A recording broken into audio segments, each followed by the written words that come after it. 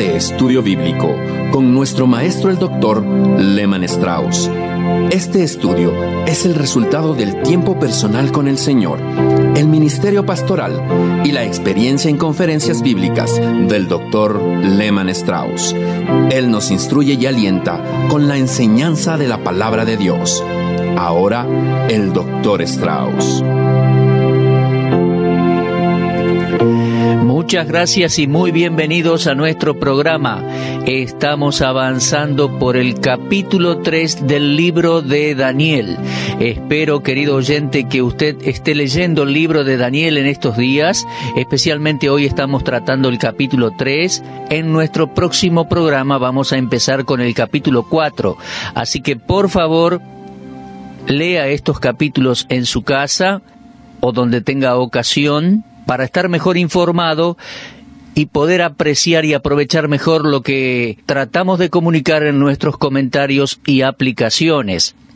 Estábamos en el programa anterior promediando el capítulo 3 y decíamos, y vamos a repasar un poquito, que aquellos 3 jóvenes amigos judíos se jugaron por Dios.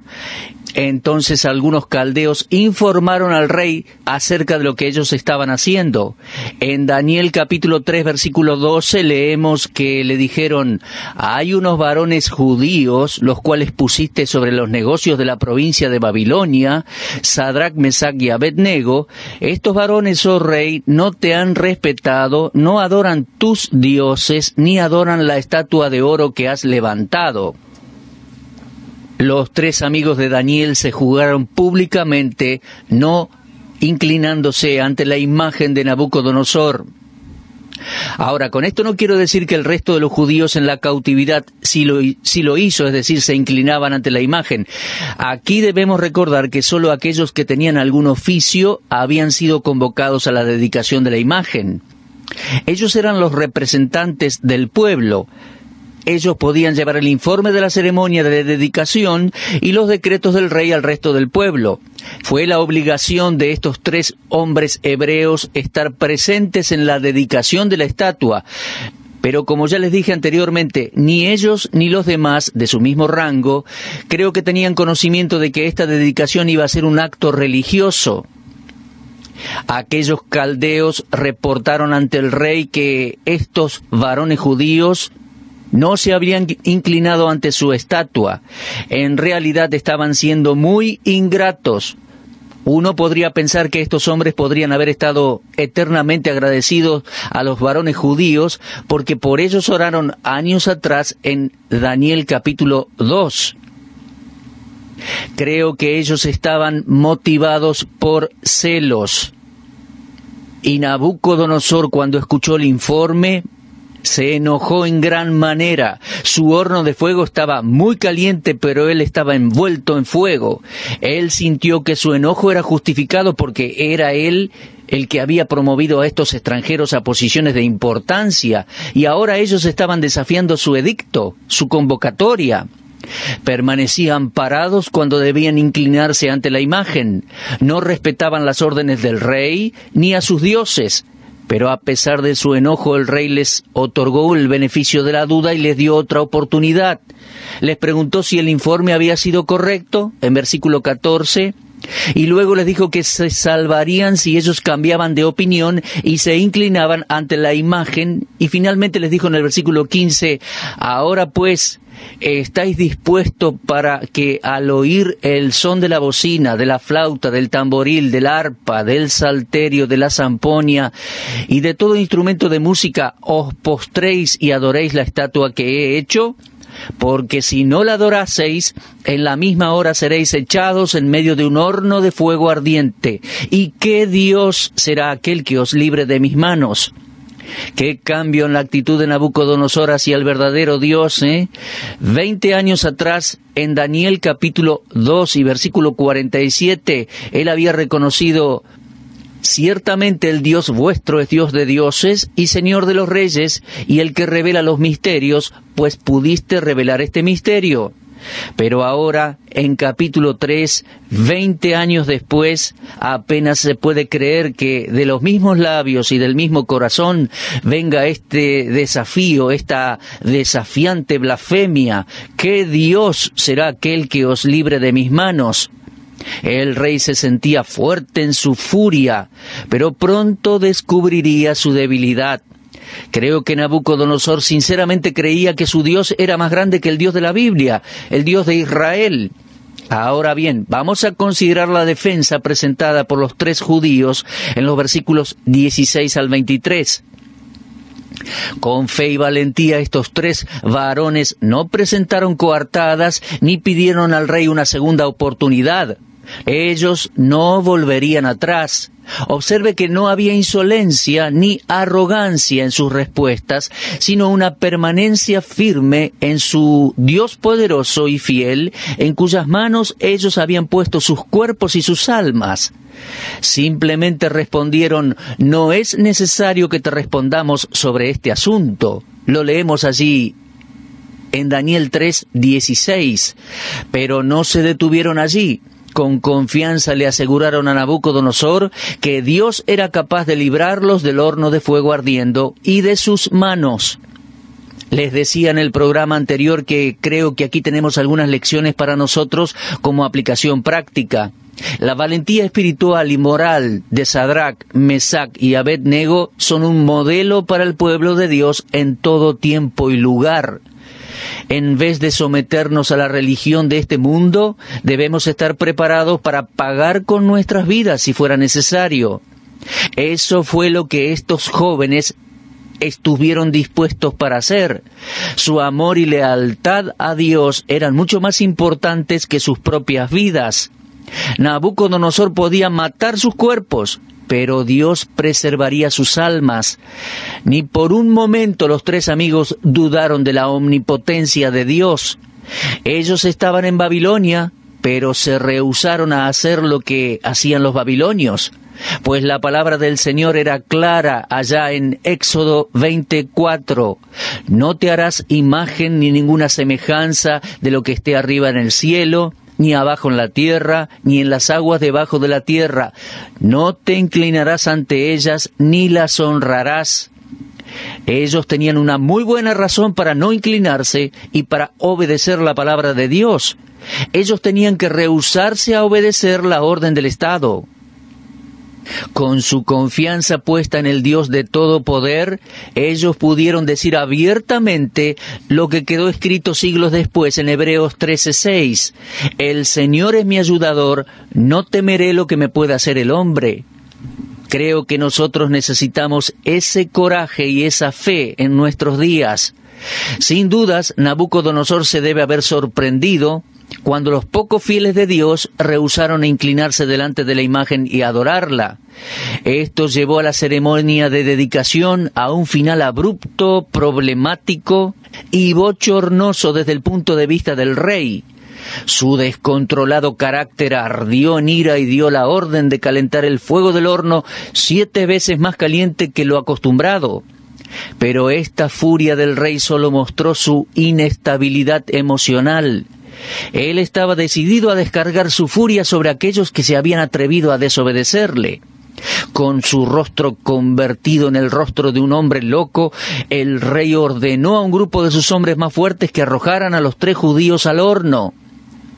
Y sucedió que aquellos que ejecutaban su sentencia murieron instantáneamente.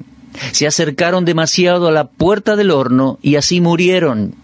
Puedo imaginarme la excitación y el drama, como una curiosa multitud y el orgulloso rey observaban morir a esos hombres. Esa misma muerte que había sido planeada para los que habían sido acusados fue sufrida por los mismos ejecutores. Ahora, esto, por supuesto, no hace más que añadirle a la maravilla y al milagro de la liberación de estos 3 hijos de Dios. En medio de todo esto, el rey quizás se hizo problema al ver que sus hombres morían, pero sin duda disfrutaba viendo a los 3 judíos caer atados con sus ropas en el medio de las llamas.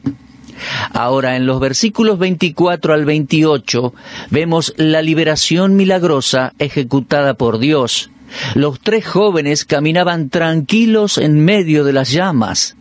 No estaban ya atados, ni tampoco se estaban quemando. El rey podía ver con gran sorpresa una demostración del poder del único y verdadero Dios. Las llamas habían consumido las ataduras, pero no habían dañado ni siquiera un cabello de las cabezas de los fieles y leales hijos de Dios. Aunque el rey estaba sentado a una distancia segura de las peligrosas llamas, estaba viendo lo que sucedía, cuando repentinamente saltó de su asiento sorprendido, reunió a los consejeros y les preguntó, allí lo leemos en el versículo 24, ¿no echaron 3 varones atados dentro del fuego? Ellos respondieron al rey, sí, es verdad.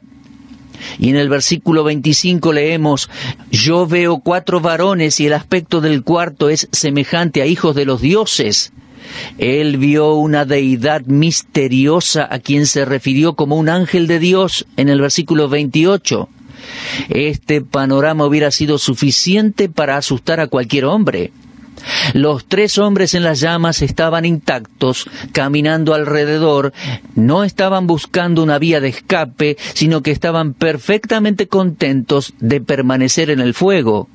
Y aquel rey pagano debe haberse convencido que los hombres que estaban en el horno estaban siendo preservados del fuego y que algún ser sobrenatural ahora caminaba en medio de ellos y con ellos.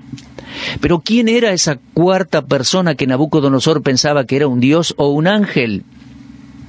Bueno, yo estoy convencido que aquí tenemos una teofanía o cristofanía, una aparición de nuestro Señor Jesucristo antes de su encarnación. Esta 4ª persona no era otro que el mismo Hijo de Dios.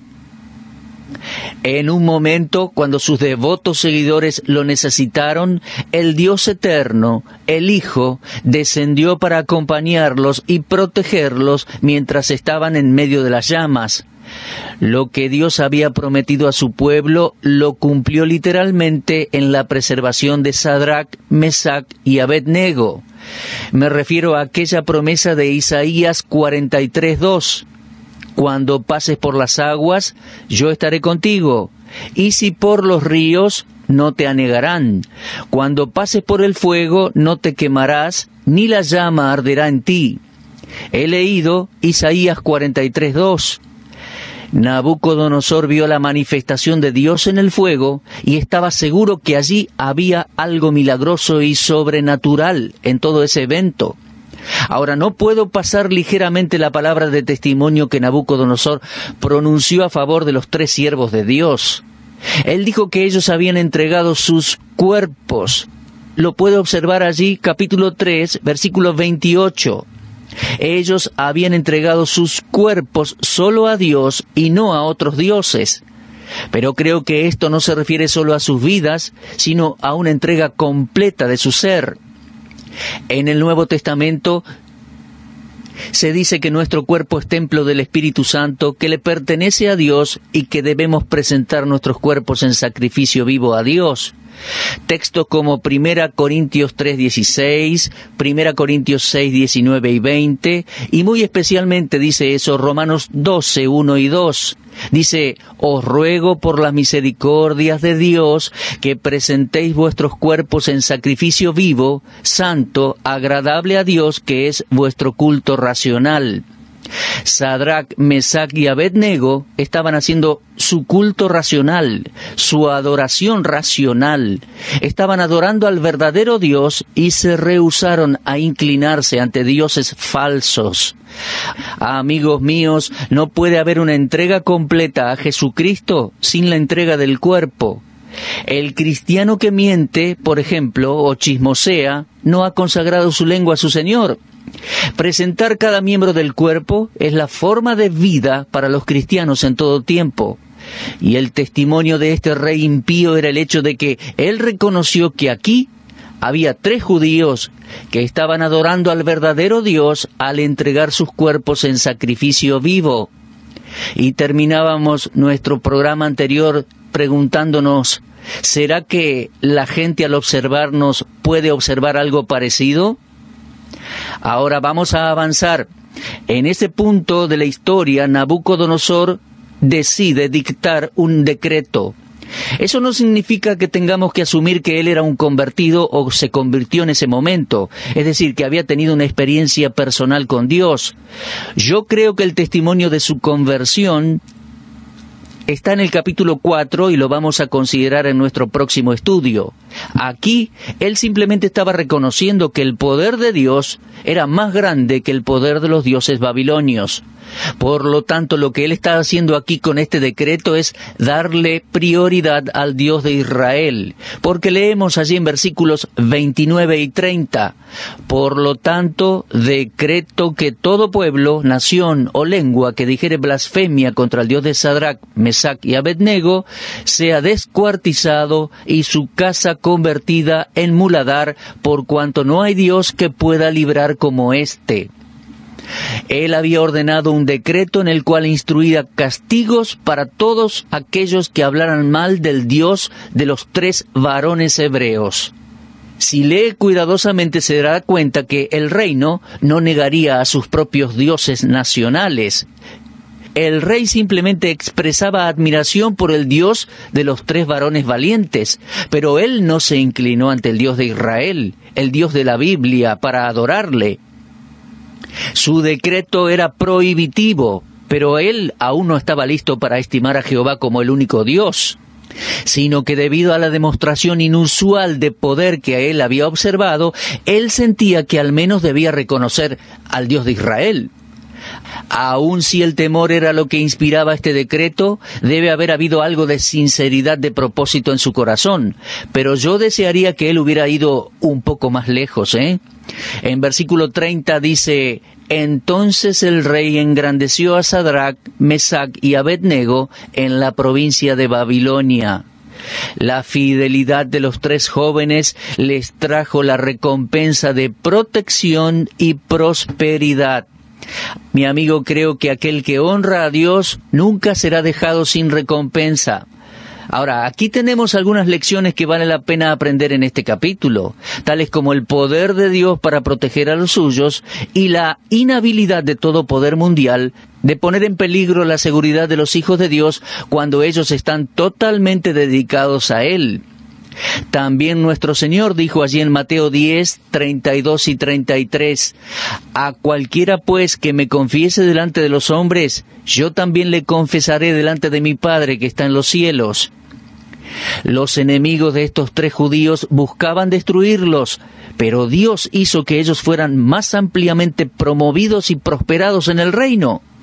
Oh, hijos de Dios, aprendamos esta lección necesaria para la vida. Podemos ser llamados para pasar por alguna prueba que parece imposible, pero nuestro Dios es fiel y es poderoso y solo desea fortalecer nuestra fe, engrandecer nuestro testimonio para Cristo y llevar un gran triunfo para Él en este mundo de hombres incrédulos. Al concluir el estudio de este capítulo, me gustaría que consideráramos juntos los detalles de la profecía. Hay figuras proféticas aquí. Habíamos comenzado esta serie de estudios señalando el hecho de que el libro de Daniel contiene tanto historia como profecía. Por momentos la profecía se establece claramente, como en el caso del capítulo 2, por ejemplo, pero en otros podemos observar la vista previa profética. En el capítulo 3, ciertos detalles sirven como un ejemplo profético de ciertos eventos que sucederán en los últimos tiempos, luego de que la Iglesia de Cristo haya sido llevada al cielo. Ahora bien, vamos a examinar algunos de esos hechos históricos en capítulo 3 que sirven como tipología de eventos futuros. En primer lugar, podemos decir que Nabucodonosor es una figura del anticristo, el hombre de pecado, quien un día por fuerza unirá todas las religiones bajo una sola cabeza. Su sistema religioso será una iglesia ecuménica y una unidad de religiones bajo Satanás, que demandará la adoración de todas las personas sobre la tierra. Adorarán a la bestia y adorarán al dragón. Y cualquier persona que se rehúse a hacerlo pagará con la muerte. Usted puede leer eso en Apocalipsis 13 y observarlo muy especialmente en los versículos 4, 7, 12 y 15. Creo que hay un paralelo entre Daniel 3 y Apocalipsis 13. En ambos capítulos hay un prominente líder rey mundial y una imagen para ser adorada. Nabucodonosor llegó a ser tipología de la bestia política que creará una imagen de sí mismo y la pondrá allí en el templo en Jerusalén como objeto de adoración. En Mateo 24:15, el Señor Jesús se refiere a esa imagen como la abominación de la cual habla Daniel el profeta.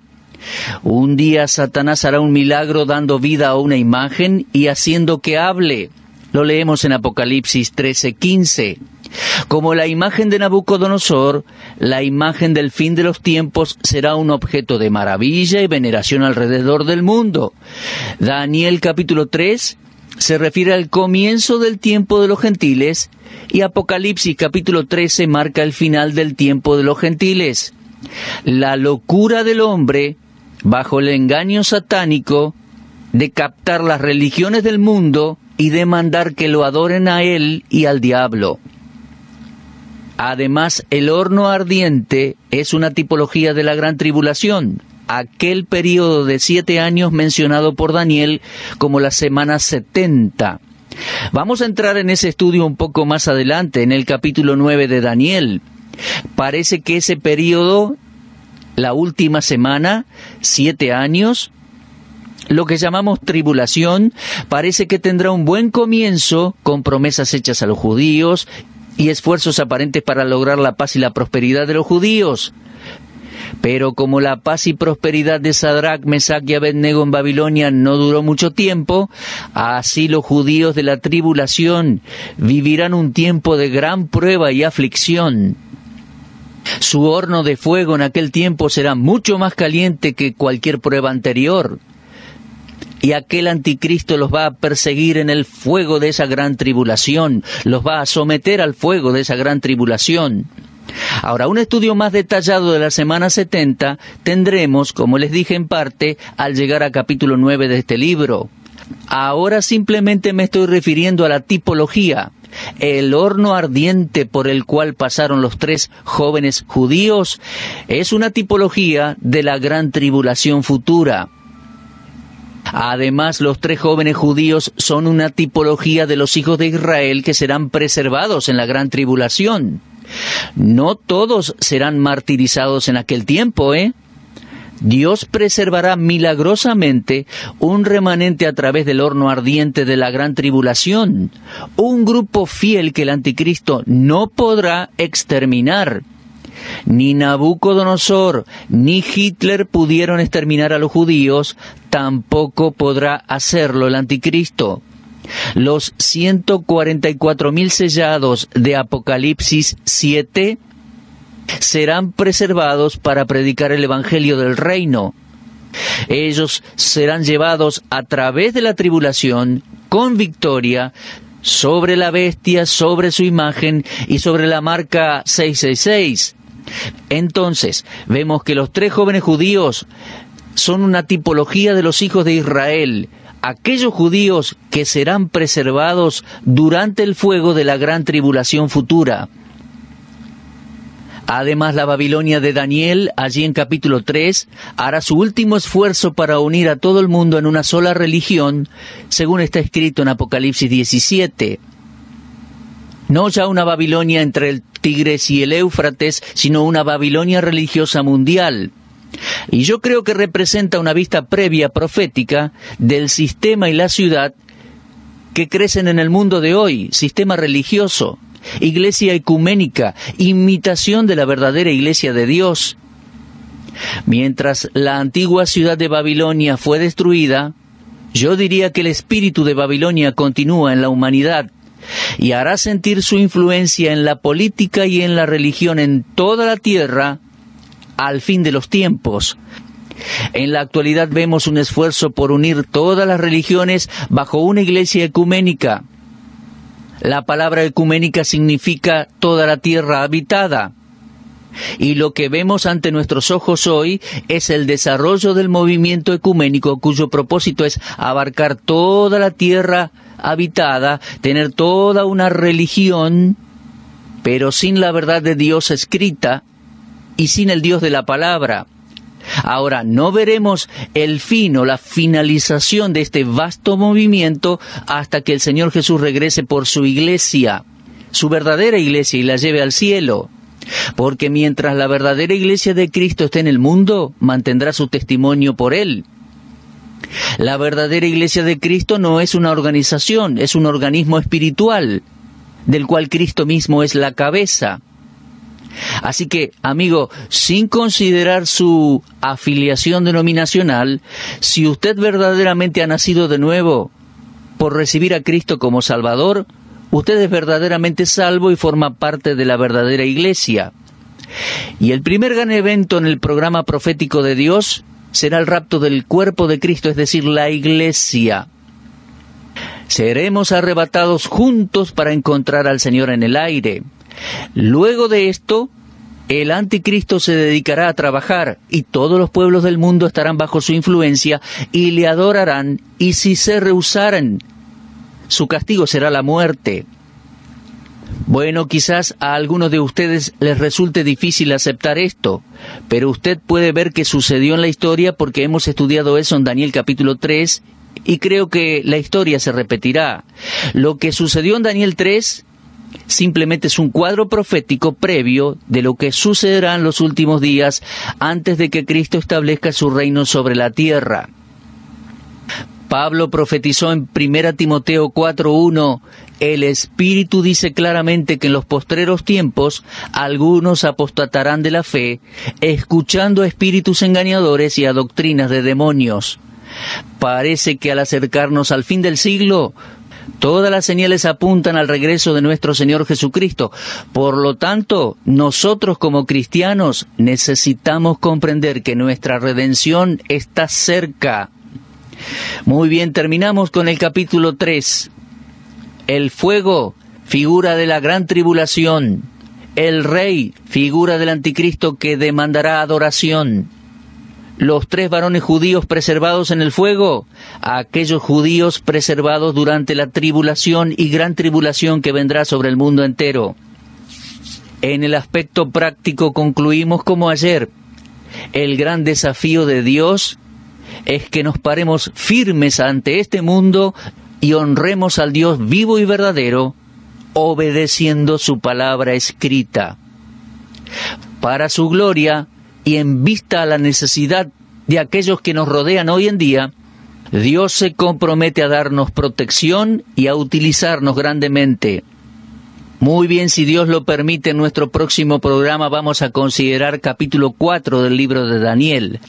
Ahora, una vez más, lo desafío a leer todo el libro de Daniel y muy especialmente el capítulo 4, porque no estamos leyendo todo el texto en nuestro programa.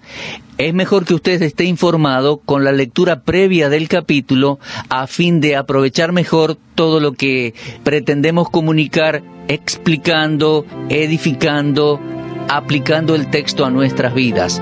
Muchas gracias por habernos acompañado y será hasta nuestro próximo encuentro. Usted estuvo escuchando Hora de Estudio Bíblico con el maestro el doctor Lehman Strauss.